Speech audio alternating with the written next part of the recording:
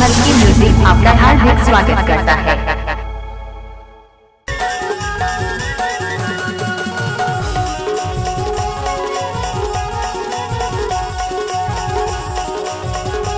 हिमल की म्यूजिक आपका हार्दिक स्वागत करता है।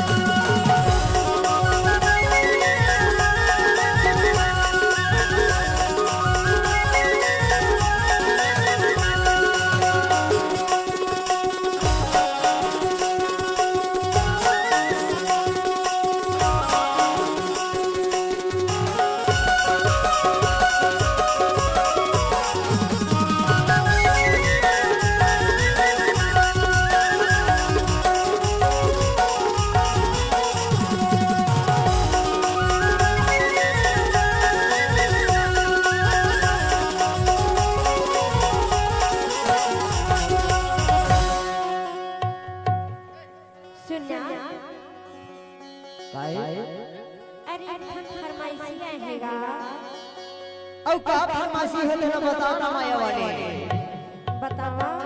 हाँ ई शहरिया दूरा मोला कैसे लाने मारती। ई शहरिया दूरा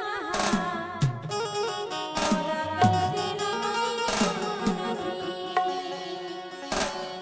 हरे अपना मुझे मुझे कर दे जुल्म मन हिला दे रे।